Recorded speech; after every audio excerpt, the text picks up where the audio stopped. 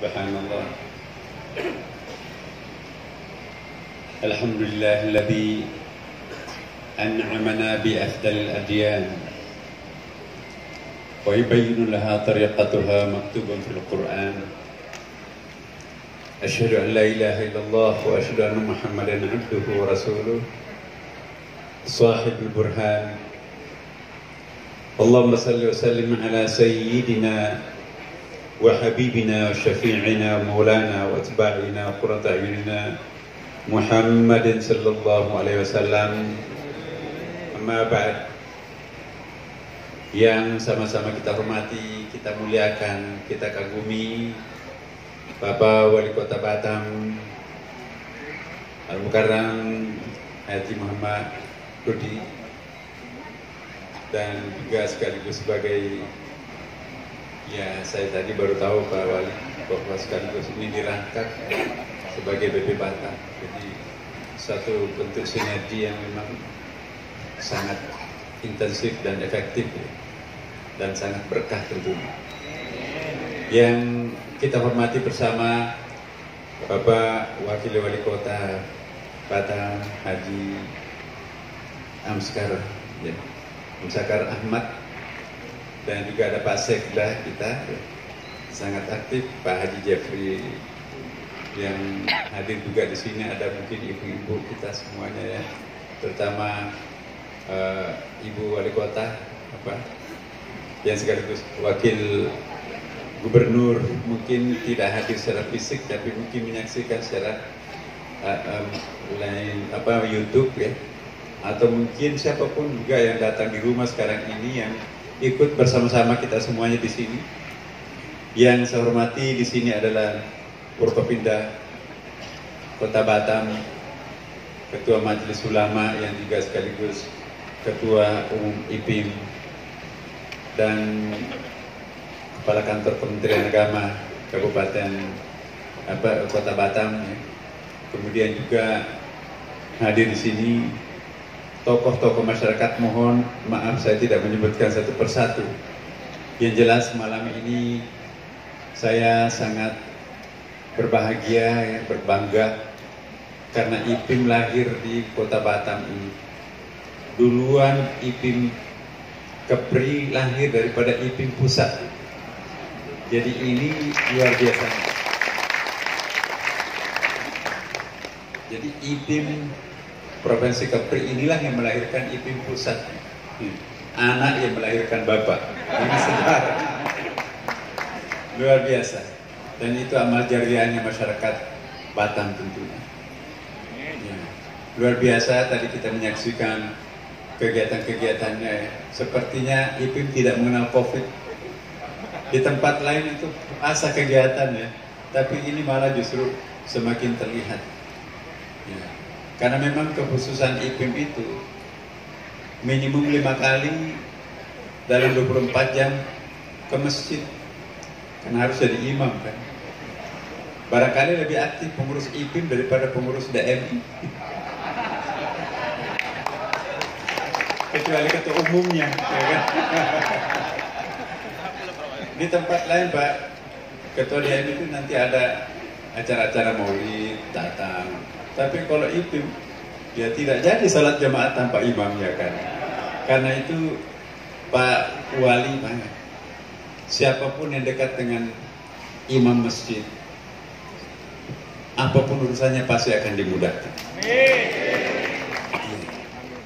Karena imam itu ialah penyambung lidah antara hamba dengan Tuhan. Jadi imam itu peranannya luar biasa. Jadi kalau ada penyambung hablum minan nas, maka imam itu adalah penyambung hablum minallah. Maka itu imam sangat penting. Kalau batal sholatnya imam, makmum sholatnya bermasalah. Jadi tidak gampang menjadi imam. Dan saya juga mendengarkan tadi bahwa diberikan tunjangan para imam, bukan saja pengurus IPIM, dan termasuk juga haji dan umrah. Luar biasa ya. Mungkin Kota Batam lah yang paling sejahtera pengurus imamnya. Saya menghimbau kepada seluruh daerah, saya selaku Ketua Umum IP Pusat dan juga dipercaya sebagai Ketua Asosiasi Imam Masjid Internasional. Jadi Imam Besar Masjid Istiqlal juga ditunjuk sebagai Presiden Asosiasi Imam Internasional. Dan Istiqlal juga ditunjuk sebagai Perhimpunan Masjid-Masjid Ibu Kota Dunia ya. Jadi Istiqlal hari ini menyandang banyak. Bapak Ibu sekalian, hari ini kita memperingati Maulid Nabi Muhammad SAW. Sekaligus kita juga haul memperingati wafatnya. Karena Rasulullah Muhammad SAW itu lahir pada hari Senin tanggal 12 bulan Rabiul Awal. Wafatnya pun juga persis harinya sama, hari Senin tanggal 12 bulan Rabiul Awal juga. Jadi memperingati hari lahirnya Rasulullah Sallallahu Alaihi Wasallam juga memperingati hari wafatnya. Tidak ada orang di dunia ini bisa seperti itu. Itulah keajaiban Nabi Muhammad Sallallahu Alaihi Wasallam. Bapak Ibu sekalian, Rasulullah Sallallahu Alaihi Wasallam dalam satu ketika antara maghrib dan isya biasa kan ada majelisnya Rasulullah. Nabi lain daripada biasanya. Begitu masuk ke masjid, karena masjidnya Rasulullah itu kan pintu rumahnya buka langsung masjid. Begitu masuk, Rasulullah SAW termenung dan nangis. Nangis Nabi terseduh-seduh pada waktu itu. Akhirnya, karena begitu cintanya sahabat terhadap Rasulullah, begitu Nabi menangis, maka seluruh jamaah, seluruh sahabatnya pun juga ikut nangis. Umar datang, "Ya Rasulullah, kenapa engkau menangis? Kesedihan apa yang engkau rasakan? Apakah engkau sakit? Apakah engkau tersinggung? Apakah engkau kecewa? Apa ada persoalan ekonomi? Kami siap membantu ya Rasulullah. Kami tidak tega melihat engkau menderita." Kata Rasulullah, "Terima kasih. Saya itu menangis bukan karena sedih, bukan karena sakit, bukan karena menderita. Saya menangis karena sangat terharu." Umar, "Kenapa terharu ya Rasulullah? Apa yang membuat kamu terharu sampai kamu menangis terseduh-seduh seperti itu?" Ya. "Saya mengenang kekasih." Kaget sahabat. "Bukankah kami kekasihmu ya Rasulullah? Siang dan malam menemani engkau berperang mempertahankan agama Allah." Alangkah kagetnya sahabat, dia katakan. Nabi mengatakan, "Bukan, kalian bukan kekasihku tapi sahabatku. Yang membuat aku malam ini terharu ialah kekasih." Penasaran sahabat, siapa kekasihmu itu ya Rasulullah? Didesak. Penasaran sahabat, siapa kekasihmu yang kamu kenal yang membuat engkau menangis? Tidak pernah kamu menangis seperti ini. Lalu dijawab Rasulullah SAW, "Kekasihku ialah umatku. Mereka akan hidup jauh dari tempat kita di sini, dan mereka akan hidup jauh dari kurun waktu kita hidup sekarang ini." Jadi Nabi Muhammad SAW itu punya mukjizat, diberikan kemampuan untuk memahami, mengetahui masa silam. Jauh sebelum kejadian Nabi sudah tahu, dan jauh sebelum kejadian akan datang pun juga Nabi sudah bisa melihatnya. Itulah mukjizatnya Rasulullah Muhammad SAW. Nabi diperlihatkan ya oleh Allah bahwa kelak suatu saat nanti, jauh dari waktu sekarang ini, akan ada umatnya itu sedemikian melimpah ruah, dan selalu manggil namanya, selalu berselawat terhadapnya. non-stop. Dan mereka akan hidup jauh dari tempat kita di sini, yaitu Mekah atau Madinah. Nah, saya menduga bahwa jangan-jangan yang disaksikan Rasulullah Muhammad SAW yang membuat dia sangat terharu adalah kita di Indonesia ini, Bapak Ibu sekalian, wabil khusus masyarakat Kota Batam ini. Tadi kita lihat lantunan selawatnya luar biasa. Negeri yang paling ramai berselawat di kolom bumi ini adalah Indonesia, Bapak Ibu sekalian. Jumlah jenis selawat yang paling banyak di kolom bumi ini ada di Indonesia, melampaui negeri Arab, Bapak Ibu. Ada sekitar 200 gubahan selawat Nabi. Kadang-kadang redaksinya sama, tapi lagunya bervariasi, bermacam-macam. Saya cukup lama juga di Timur Tengah, tapi tidak pernah saya mendengarkan selawatan Nabi seperti intensifnya di Indonesia. Seperti kita ini memang pencinta yang luar biasa terhadap junjungan kita Nabi Muhammad Sallallahu Alaihi Wasallam. Mungkin yang menyebabkan Rasulullah itu menangis adalah kita semuanya yang hadir di sini. Coba, walaupun sudah lewat Maulid sebetulnya, tapi coba sampai ke belakang itu masih penuh. Apa yang mendorong kita datang ke sini, Bapak Ibu sekalian? Kerinduan kita terhadap junjungan kita Nabi Muhammad Sallallahu Alaihi Wasallam. Luar biasa. Dan jangan dikira bahwa Rasulullah tidak menyaksikan kita di sini. Bapak Ibu sekalian, salah satu kekhususannya Rasulullah Muhammad SAW ialah rohnya masih super aktif setelah ia wafat. Makanya dalam Al-Quran penyebutan Nabi Muhammad SAW itu selalu menggunakan fi'il mudhari'. Dalam ilmu bahasa Arab, Bapak Ibu sekalian, fi'il mudhari' itu adalah kata kerja yang menggambarkan peristiwa sekarang dan akan datang. Present continuous tense bahasa Inggrisnya itu. Bukan menggunakan fi'il madhi seperti penyebutan kisah masa lampau nabi-nabinya atau bentuk past tense. Artinya apa? Bahwa dulu, sekarang dan akan datang, Nabi masih tetap hidup secara rohani, memberikan pelayanan terhadap umat.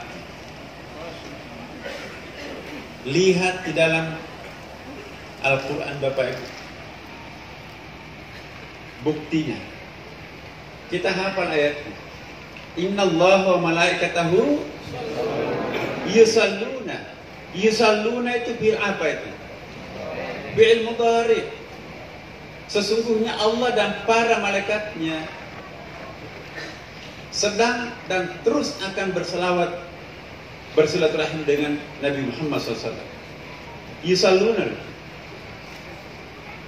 Dan potongan ayat berikutnya, ya ayyuhalladzina amanu sallu, itu bil amar, instruction, kewajiban, keharusan. Kalian harus bersilaturahim dengan Rasulullah Muhammad SAW dengan selawat khusus. Itu ayat.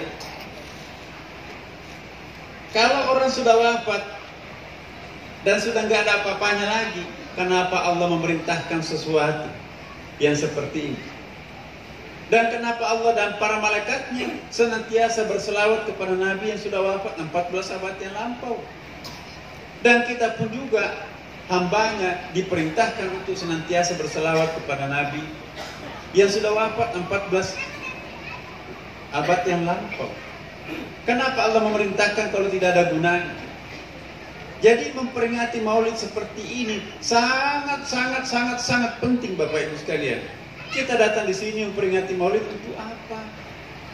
Untuk mengenal siapa sesungguhnya Rasulullah. Tidak kenal maka tidak sayang. Jadi kalau ada bapak ibu di antara kita di sini yang tidak senang peringatan Maulid, menganggap itu bid'ah, diam-diam saja. Gak usah ngumumin. Aneh dan ajaib. Halloween hari ini diperingati, sampai di Korea itu hampir 200 orang mati karena desak-desakan. Ya. Valentine Days memperingati tokoh Kristen yang sangat hebat. Anak-anak kita nggak pernah dilarang tuh. Ya. Giliran Maulid, jangan, beda. Bapak Ibu, maaf. Saksi. Mi'raj nggak boleh. Halal bihalal nggak boleh. Nah bagi kita Ahlus Sunnah wal Jamaah, Bapak Ibu sekalian, saya Ahlus Sunnah tulen. Jadi nggak usah diragukan. Saya Katib Am PBNU, Sekretaris Umum PBNU periodenya Kiai Sahal Mahfud. Ya, sampai sekarang Wakil Rais. Ya. Jadi nggak usah dicurigai macam-macam Syiah. Mana ada Umar orang Syiah. Ya Bapak Ibu sekalian, ini perlu saya jelaskan ya, bahwa memperingati Maulid ini sangat penting. Kama arsalna bikum rasulan minkum yatlu, apa itu yatlu? Fi'il mudhari kan? Kama arsalna bikum rasulan minkum yatlu alaikum ayatina wa yuzakkikum wa yu'allimukumul kitaba wal hikmah wa yu'allimukum ma lam takunu ta'lamun.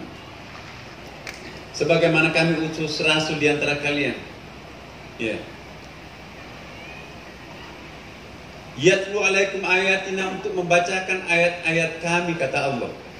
Yatlu itu bil mudhari, berarti sampai sekarang ini Rasulullah masih bisa membacakan ayat-ayat untuk umatnya.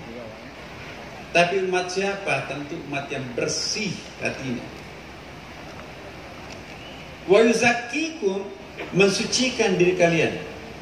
Nah, berarti Nabi masih bisa memberikan syafaat, pembelaan, pensucian diri melalui permohonannya kepada Allah Subhanahu wa Ta'ala. Nanti saya jelaskan satu ayat lain tentang hal ini.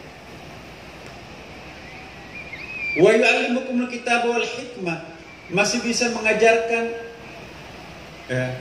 ayat dan hikmah. Wa yu'allimukum ma lam takunu ta'lamun. Dalam ilmu bahasa Arab Bapak Ibu sekalian, lam itu tidak akan pernah bisa diketahui.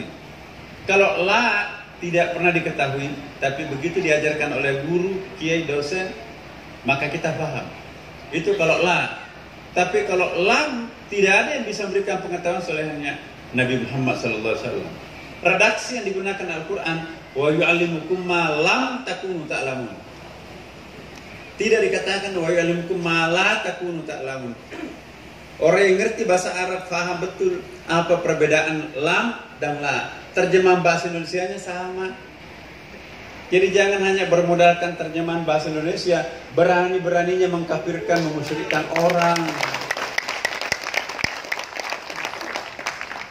Hati-hati loh Bapak. Beda lam dan beda la. Mulai. Itu surah Al-Baqarah 151. Dalam ayat lain surah An-Nisa 64, nanti Bapak Ibu lihat itu. Wa ma arsalna min rasulin illa liyuta'a bi'idznillah walau annahum izzalamu anfusahum ja'uka fastaghfirullah wastaghfara lahum rasul lawajadullaha tawwabar rahimah. Kami tidak mengutus seorang rasul melainkan untuk diikuti. Jika ada orang menganiaya dirinya sendiri, dalam kitab-kitab tafsir disebutkan menganiaya diri sendiri itu artinya apa Bapak Ibu? Berdosa besar. Dosa besar itu seperti zina, selingkuh, aborsi, berbohong, memfitnah, itu dosa besar. Kalau ada orang melakukan dosa besar, ja'uka, datang kepadamu Muhammad, kata Al-Quran.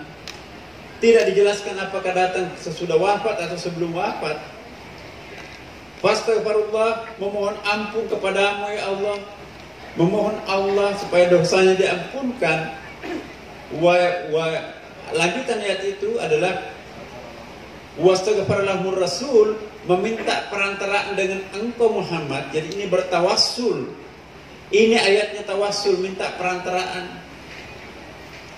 Ada izinnya minta tawassul kepada Quran, kepada Nabi Muhammad SAW. Ayatnya mengatakan seperti tadi. Nanti kita lihat surah An-Nisa ayat 64 itu. Ya.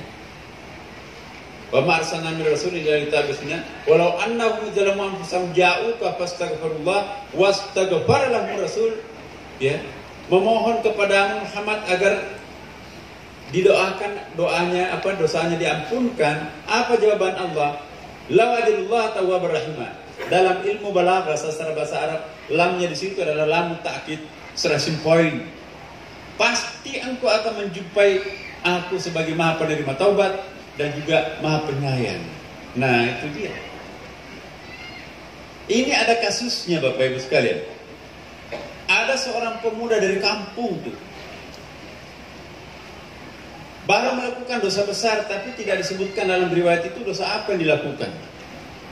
Jalan kaki dari rumahnya di kampung-kampung itu hari Senin, siang dan malam berjalan pergi mengunjungi Rasulullah di Madinah. Tidak kenal teriknya matahari. Bapak Ibu pernah umrah kan? Coba lihat kanan kiri gunung antara Mekah Madinah kalau musim panas, merah gunung itu membarah kan, mendidih kepala itu. Nggak peduli, jalan tanpa alas kaki, khusus untuk datang kepada Rasulullah. Ya, untuk apa mengunjungi Rasulullah? Karena ayat tadi, surah An-Nisa ayat 64, ada janji yang sangat penting. Ya, kalau kamu datang kepada Rasulullah, minta tolong supaya dosanya diampunkan oleh Allah, pasti engkau akan menjumpai Allah Maha penerima taubat dan Maha penyayang. Jalan kaki hari Senin, pemuda itu. Nanti hari Rabu baru datang, hari Rabu sore. Kok banyak orang seperti ini? Assalamualaikum. Waalaikumsalam. Kok jawabannya sendu? Jawabannya lemes. Kenapa kalian menangis? Berkatalah sahabat senior, ya fulan, apakah kamu tidak tahu Rasulullah wafat? Rasulullah wafat hari Senin, tadi siang hari Rabu baru dimakamkan. 3 hari 3 malam mayatnya Rasulullah terbaring di ranjangnya Aisyah. Ya. Itu juga satu persoalan. Kenapa sampai Rasulullah ditunda pemakamannya 3 hari? Ada Umar dengan pedang terhunus. Barang siapa yang mengatakan Rasulullah wafat, aku akan tebas leher. Pedangnya Umar itu dipamerkan sekarang di Museum Istanbul kan Bapak Ibu. Pedang itu seringkali menjatuhkan lehernya orang. Apalagi Umar sebelum masuk Islam. Waduh, algojo banget itu. Umar berdiri di sampingnya kepalanya Rasulullah. Barang siapa yang mengatakan Rasulullah wafat, aku akan tebas lehernya. Nabi tidak mati. Nabi cuma pingsan seperti pingsannya Nabi Musa ketika ia ingin melihat Tuhan. Ya Allah, bagaimana aku bisa menyaksikan Engkau ya Allah? Aku tidak bisa yakin 100% kalau aku nggak pernah melihat wajahmu ya Allah. Bagaimana mungkin aku yakin tanpa pernah menyaksikan wajahmu? Ini luar biasa permintaannya Nabi Musa kan. Kata Allah, kamu nggak mungkin bisa menyaksikan aku. Aku bukan Tuhan yang pelit, tidak mau memperkenalkan dirinya kepada kalian, kepadamu Musa. Ya. Tapi kamu nggak sanggup. Dilukiskan oleh Jalaluddin Rumi dalam kitab Masnawinya, kitab sastranya itu. Apa arti sebuah cangkir untuk menampung samudra? Maksudnya apa Jalaluddin Rumi? Kita manusia itu hanya cangkir, sedangkan Allah itu samudra. Apakah cangkir ini bisa menampung satu samudra Bapak Ibu? No, nggak mungkin. Jadi bukan aku pelit tidak mau memperkenalkan diriku. Kamu itu adalah gelas, aku samudra. Lukisan Jalaluddin Rumi, itu sastrawan. Jadi kalau komputernya memorinya kecil, tidak mungkin menampung data unlimited, jebol komputer itu. Tapi Nabi Musa nekat. Tapi bagaimana aku bisa yakin engkau ada tanpa pernah melihat wajahmu? Kalau enggak mau memperkenalkan ke orang lain, aku aja lah diberikan gitu. Oke, kalau kamu nekat, lihat di atas bukit Tursin. Begitu diperlihatkan cahaya ciptaan Allah di atas bukit Tursin, bukitnya meledak, dianya pingsan selama 3 bulan. Begitu dia sadar, ampuni aku ya Allah, aku tidak akan minta macam-macam lagi. Nabi Muhammad, kata Umar, tidak wafat, dia cuma fana atau pingsan. memang ada kelebihannya. Sudah 3 hari nggak ada bau busuknya sedikit pun mayatnya Rasulullah. Jangankan Nabi, orang yang hafal 30 juz Bapak Ibu, dijamin oleh Rasulullah tidak akan pernah dimakan oleh binatang tanah.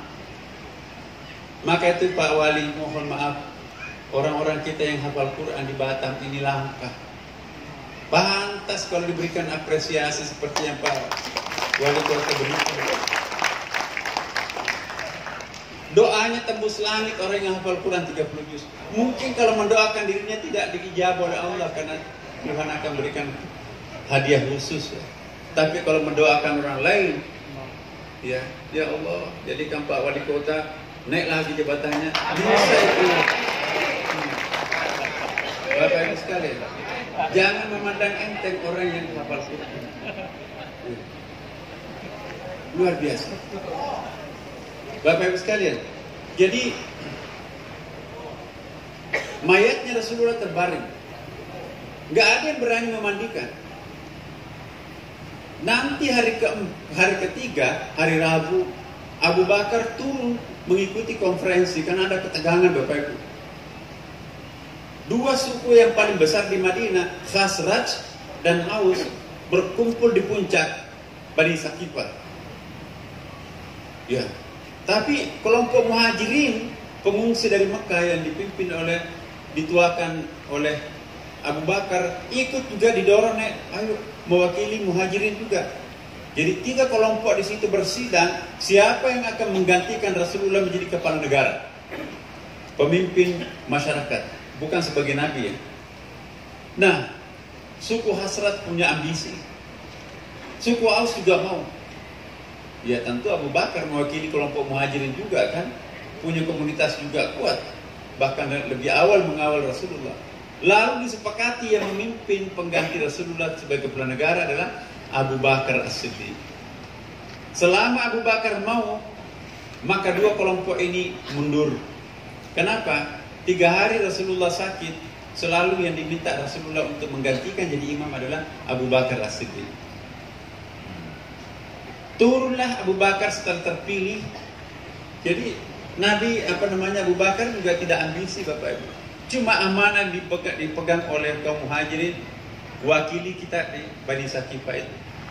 Pidato pengukuhnya Abu Bakar As-Siddiq menarik itu Bapak Ibu. Kumpul dalam masyarakatnya itu.